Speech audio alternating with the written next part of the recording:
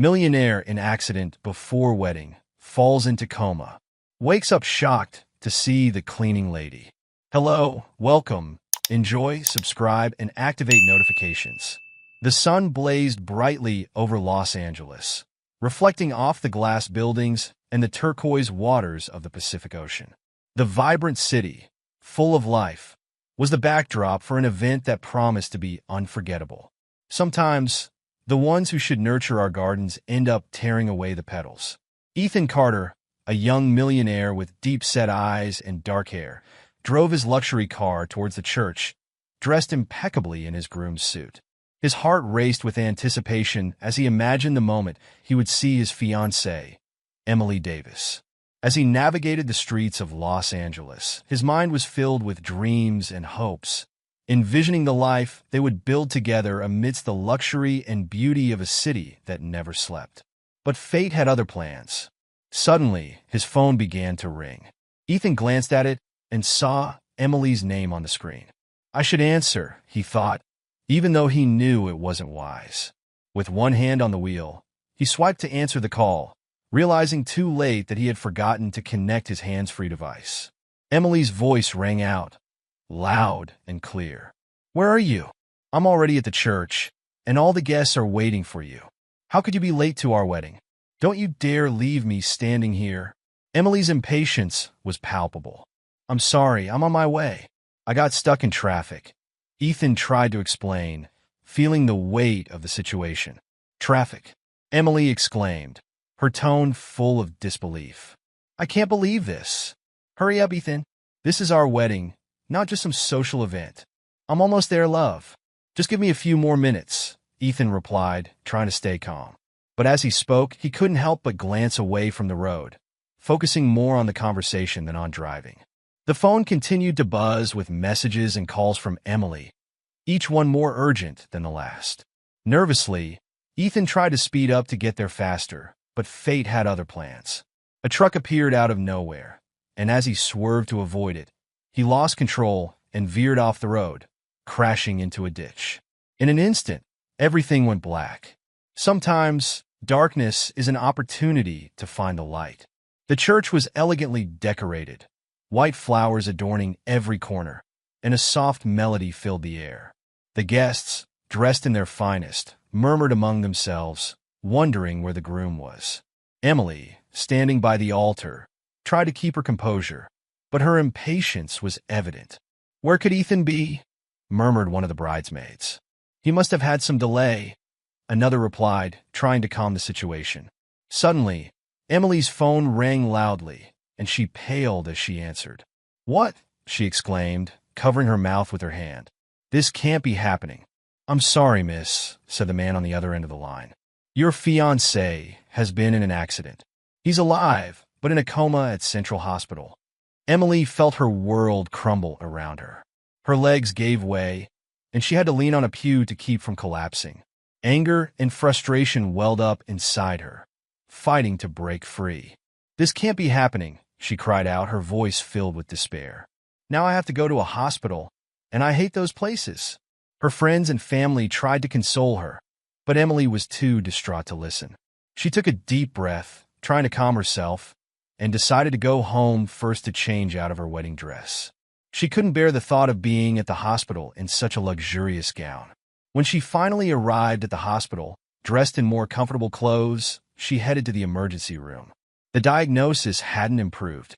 Ethan had suffered a severe concussion, and while he had no physical injuries, he was in a coma, and the doctors didn't know when he would wake up. Emily was deeply troubled, but not so much by her fiancé's condition, which showed no signs of recovery, but by the unexpected postponement of the grand event of the year that was to be their sumptuous wedding, along with the mandatory cancellation of the lavish celebrations and their splendid European honeymoon. This caused her great anxiety. Over time, Emily began visiting him less frequently, her visits dwindling to brief and uncomfortable moments that left a forced grimace of dissatisfaction on her face. Within a few weeks, it was rare to see her in Ethan's room, and when she did visit, her words were cold and filled with frustration. I need you to wake up, Ethan, she would say, not realizing that he could hear her. I can't stand seeing you like this, lying there useless, when we should be traveling through Europe. Ethan, who was the owner of a successful conglomerate he had inherited from his parents after losing them in a plane crash a few years ago, had no other family. Although unconscious, he relied solely on the almost non-existent visits from his fiancée. However, on the day of the accident, when Ethan was brought into the hospital, a young Latina immigrant named Sophia had started working as a cleaner there. She had seen him being rushed through the halls on a stretcher. Without knowing why, a deep, inexplicable tenderness had made her pause to watch him as he passed by. After Ethan was stabilized, the doctors moved him to a room, still in a coma. A few hours later, Sophia, doing her cleaning duties, was shocked to see the same attractive young man she had seen being rushed through the hospital halls lying in the bed. A silent whisper escaped her lips. "It's him," as a tear glistened in her eyes, reflecting the light of her beautiful soul. Ethan's room, dimly lit by the soft light filtering through the window, filled with an unusual peace whenever Sophia entered. The young immigrant, with her dark, wavy hair and simple cleaning uniform, noticed the patient's name on the ID at the foot of the bed and smiled sweetly. She brought with her an air of tenderness and hope that contrasted with the coldness and disdain of Emily's increasingly sporadic visits, the millionaire's fiancé. Every time Sophia arrived, she did so with a heart full of love and compassion. She would gently stroke Ethan's hand, sitting by his bed, as if that gesture could convey all the strength and courage needed for him to wake up. "You're strong, Ethan," she would whisper, her voice soft and full of affection. "Life has great things in store for you. Don't give up. The secret to waking up is believing you can." From then on, Sophia would bring fresh flowers every morning, one she had grown in her own garden, filling the room with colors and scents that contrasted with the sterile hospital environment. She would carefully place the bouquets on the small table in front of the bed, making sure they were always in Ethan's line of sight, just in case he woke up. She chose the most fragrant varieties, hoping they might help him regain consciousness. "These flowers are for you, to remind you that the beauty of life is waiting for you outside, and that every day is a new opportunity to wake up, just like these flowers bloom anew each day," she would say, her voice a whisper full of hope. Always cautious not to be seen, she would sit by his side, gently caressing his hair, as if each touch was a promise of eternal love, impossible and forbidden, but eternal nonetheless. Sometimes, she would lean down and kiss his forehead softly, letting her lips convey the affection and devotion she felt for him. "True love can conquer all," she would whisper in his ear. "I love you with all my heart, Ethan. I just want you to wake up and be happy." Sophia also massaged his hands and feet, spending time and effort in secret to ensure he felt cared for and loved. She brought subtle lotions, which she applied with the utmost gentleness, loving to use a bit of lavender oil to stimulate his circulation with infinite tenderness, always making sure no one saw her. Each touch was a sign of her dedication, a reminder that he was not alone in his struggle to return to life. "You have an indomitable spirit, Ethan," she would say as she massaged his feet with care, accompanied by a wonderful smile. "I know you'll come back to the world of consciousness stronger than ever. If you can imagine it, you can achieve it." The days passed, and each visit from Sophia became a ritual of love and hope. She spoke to him about her dreams and desires, sharing her life and thoughts with him as if he were her closest confidant. "I've always believed in miracles," she confessed one day, her eyes filled with tears. "And you, Ethan, are my miracle. I know you're going to be okay because, even though you're silent, there's something kind and sincere about you that I can sense." Every word she whispered to him was an affirmation of life, a motivational message that reminded him he had to keep fighting and not give up in that world of unconscious darkness. "Never underestimate your power to overcome adversity," she would say, her voice a song of hope. "Life is a gift, and you have so much more to live for." One day, as Sophia was adjusting the sheets, fluffing the pillows, and making sure everything was in order in Ethan's room, with her usual smile on her lips and whispering softly in his ear, "Don't lose faith. You can do this. She heard the sound of high heels clicking down the hallway. Then, a hand suddenly pushed open the door, and the air was immediately filled with the scent of a sophisticated, expensive perfume as a woman in an elegant designer's suit stepped in, fixing her cold gaze on Sophia. It was Emily, Ethan's fiancée. There she stood, with her high heels and distinguished demeanor, exuding splendor. Suddenly, Emily snapped at the cleaning girl. "What are you doing near my fiancé? Are you a nurse?" The last thing Ethan needs is a cleaning girl hovering around him. "Finish your job and get out of here." Sophia, with her head bowed, said nothing as she moved away from Ethan's bed and returned to her cleaning duties, leaving the room a few minutes later, just in time to overhear what Emily was coldly saying to Ethan, the man in a coma with whom she had secretly fallen in love. "I'm a young and beautiful woman. I can't see myself spending the rest of my life here, waiting for you to wake up, and you know I don't believe in miracles. So, I'll wait for a reasonable time, just to avoid a social scandal." Sophia left the room with sadness, rolling her cleaning cart, lost in her thoughts. Sometimes, the ones who should nurture our gardens end up tearing away the petals. Hearing those words from the woman who was engaged to the man she loved broke her heart into pieces. She sank into deep thought. I only want his happiness, nothing more. However, the cleaning girl kept an eye on the room from the hallway, waiting to see Emily leave so she could sneak back in and counter those harsh words that could cause such deep pain to the man she loved so much in his coma, whispering words full of love and hope, convinced that he could hear them. "True love never gives up," she would tell him, her voice trembling with emotion. "And I won't give up on you, Ethan. You will wake up, I know you will. If you can imagine it, you can achieve it, and I'll imagine it for you to help you achieve it. I have to go now, but I'll be back early tomorrow with more flowers for you, and I'll bring a gift that I'm sure you'll love." The next day, the humble cleaning girl snuck into the room with some beautiful roses, which she placed in her usual vase. Then, she took out her old cell phone from her uniform pocket, played a music track, and said, "Last night, I wrote a song for you. This is my gift." She then tuned her voice and sang an inspiring song. And at the end of the melodious performance, Sophia kissed him on the lips and whispered in his ear, "You're stronger than you think," gently caressing his cheek. "You can overcome anything you set your mind to." Hours later, that same day, an emergency alarm rang out in the hospital. The shrill, piercing sound caught everyone's attention in the hallway, and soon a crowd of doctors and nurses rushed toward Ethan's room. He, who had been in a coma for months, was finally showing signs of recovery.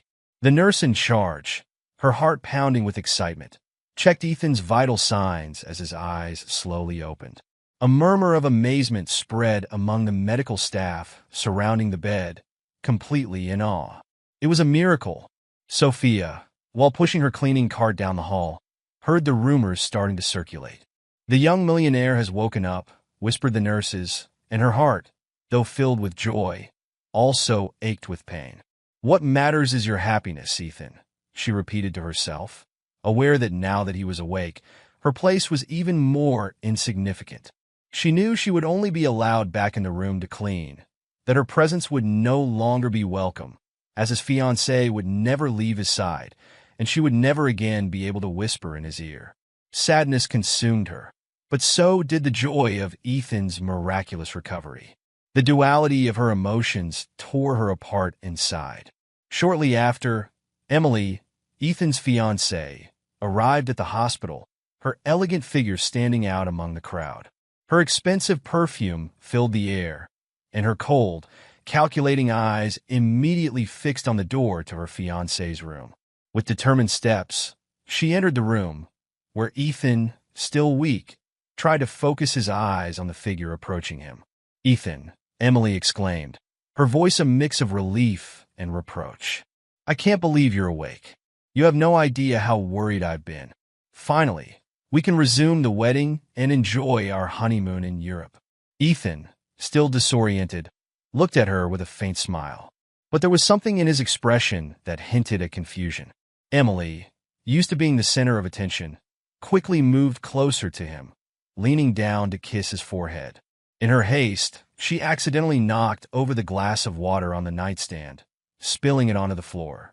"Oh no, my elegant dress almost got wet," Emily exclaimed, frowning.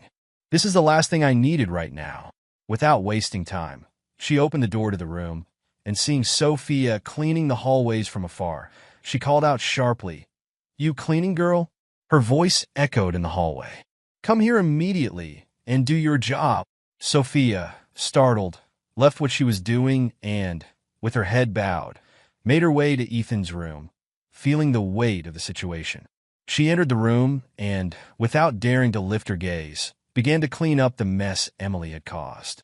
Her heart was pounding, and although her happiness for Ethan's recovery was immense, the pain of knowing that her time with him was over consumed her.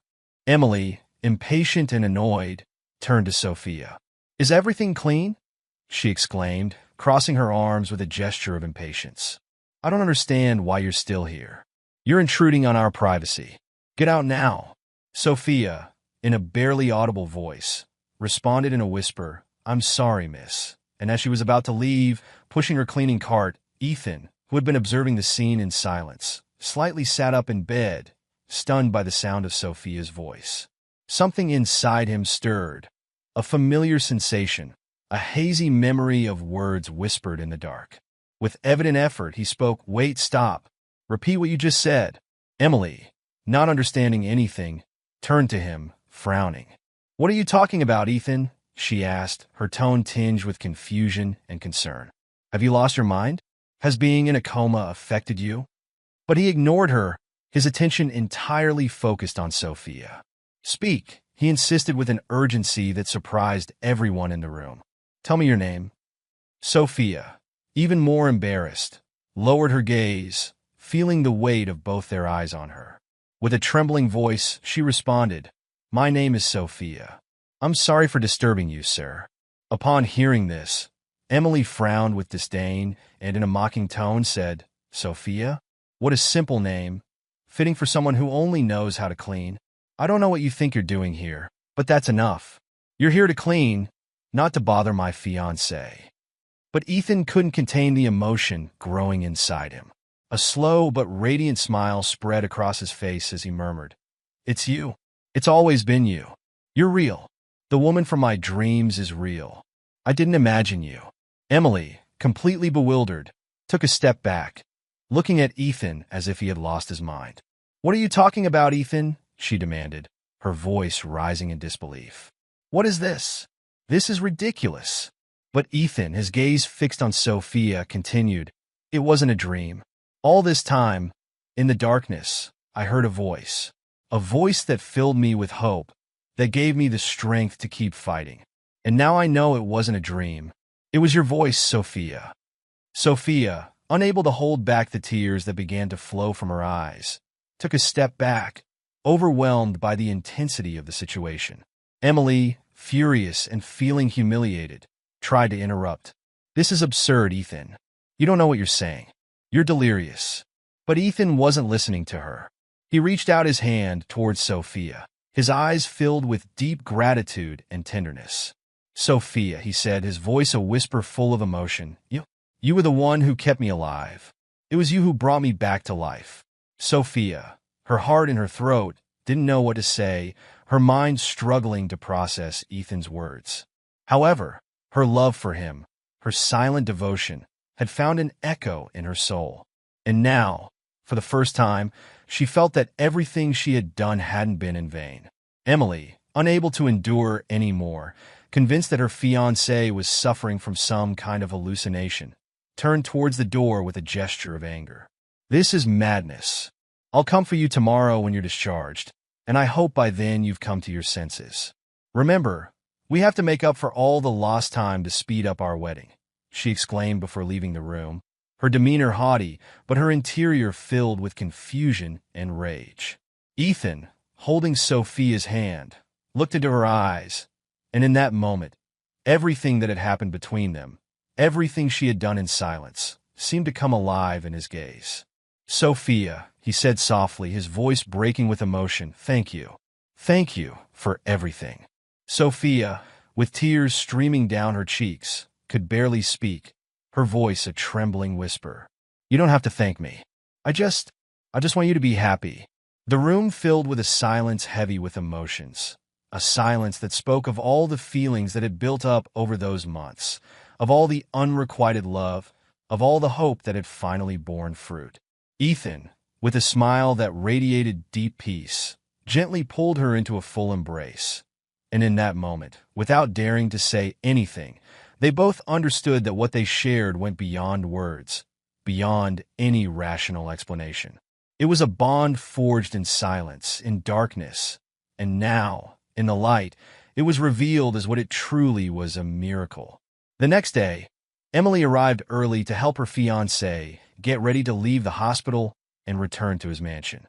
Ethan, still walking a bit slowly and his mind tangled with emotions from the day before, was saying goodbye to the head doctor at the hospital entrance. Emily, radiant and with a relieved expression, stood by his side, holding his arm tightly as the doctor gave them the final instructions for his complete recovery. Ethan could barely concentrate on his words. His eyes were scanning the surroundings anxiously, searching desperately for Sophia. There was something in his heart that tightened with each passing second without seeing her, an inexplicable sadness he couldn't fully understand. His mind was torn between gratitude and a much deeper feeling that was beginning to emerge from a hidden corner of the hospital. Sophia watched the scene with tears in her eyes. Seeing Ethan with his fiancée caused her such sharp pain that she had to run and hide to avoid being seen. She knew she had no place in the world he belonged to, and yet, the love she felt for him consumed her from within. "All clear?" the doctor asked, bringing Ethan back to reality. "Yes, sure," Ethan murmured, forcing a smile and nodding, though his mind was elsewhere, searching endlessly for the presence that had filled his life with hope during the darkest days. Emily, impatient, gripped his arm tighter. "Let's go, Ethan. We have to leave," she said in her characteristic authoritative tone. Ethan, with one last glance at the hospital, finally nodded. As they walked towards the car, his steps felt heavier than usual, as if something was holding him back in that place. "I'll drive," Emily said as she settled into the driver's seat, adjusting her rearview mirror with precision. Ethan let himself be led, taking the passenger seat without protest, while his mind continued to replay the scent of roses in the hospital room. During the drive to the mansion, Emily began talking nonstop, as if no time had passed. Her voice filled the space with frivolities, superficial details about the wedding preparations, comments on the decorations, the selection of dishes for the banquet, and the activities planned for the honeymoon in Europe.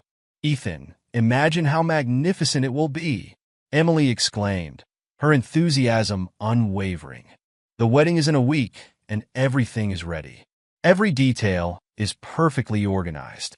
The venue is decorated with the most exotic flowers, and the chef has prepared a menu that will amaze everyone. And our honeymoon will be spectacular. We'll visit the most exclusive places with reservations at the best hotels. It will be the wedding of the year, and everyone will be talking about us." Ethan, however, barely heard Emily's words. They passed over him like a distant breeze. In his mind, all he could think of was the serenity of the hospital room, the sweetness of the fresh flowers Sophia brought him every day. The contrast between the warmth of those memories and the coldness of Emily's voice filled him with a melancholy he couldn't fully understand. "Ethan, are you listening?" Emily insisted, turning her gaze to him with a hint of irritation upon noticing his distraction. "Yes, yes, of course," he responded automatically, not really aware of what he was saying. Emily frowned, but decided not to press further, too preoccupied with the wedding details to worry about what she considered a simple consequence of Ethan's long coma. When they arrived at the mansion, Ethan felt that the opulence that had once filled him with pride now suffocated him. Every corner of the house, which had once been his refuge, now seemed devoid of life, lacking the warmth and love he had felt in the hospital, despite being surrounded by luxury. In the days that followed, Emily threw herself completely into the wedding preparations, constantly reviewing every detail, filling the house with organizers, florists, and designers. The dresses, the jewelry, the invitations, everything had to be perfect.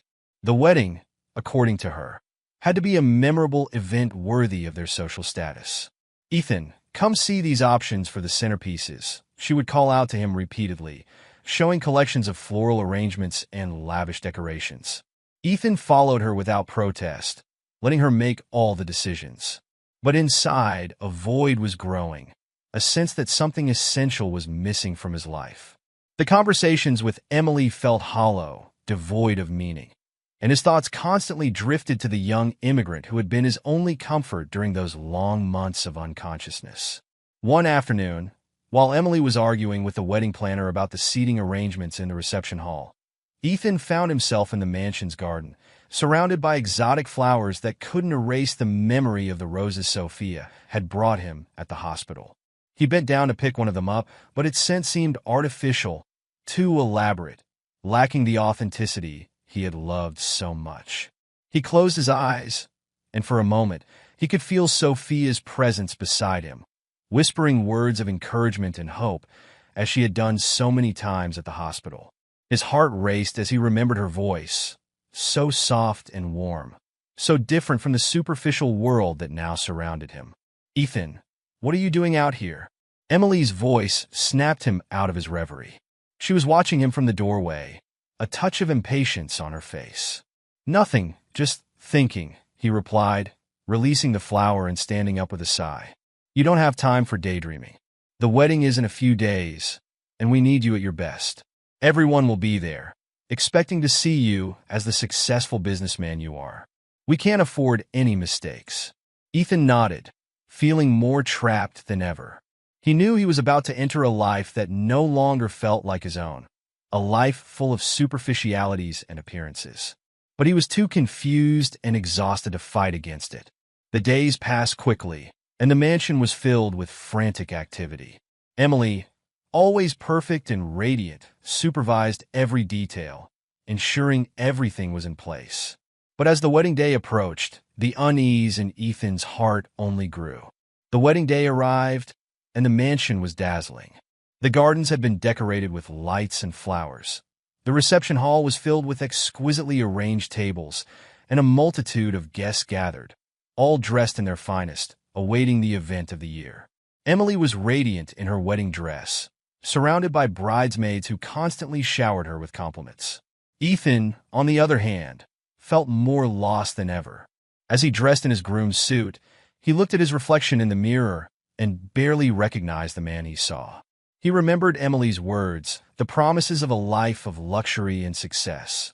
But in his mind, all he could hear were Sophia's whispers, her voice full of tenderness and hope. "Ethan, are you ready?" one of his friends asked, entering the room with a smile. Ethan nodded, but inside, a storm of emotions raged. He knew he was about to take a step from which there would be no return, and the weight of that decision overwhelmed him.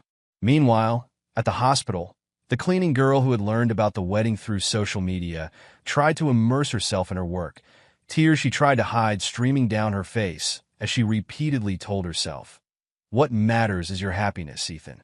Finally, at the church, the ceremony began.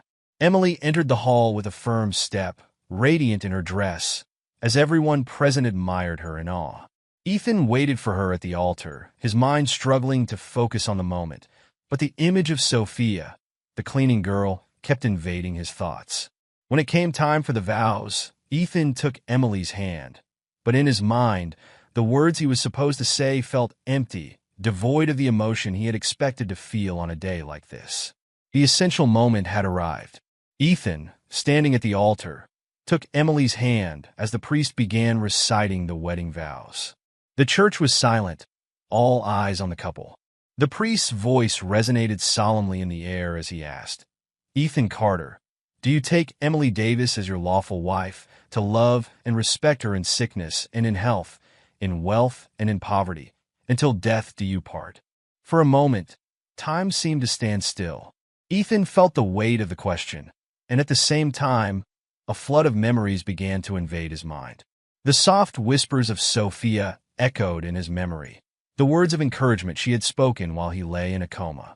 He could see the fresh roses that filled the room with their fragrance, and suddenly, the melody of the song Sophia had sung to him the day he woke up flooded his consciousness.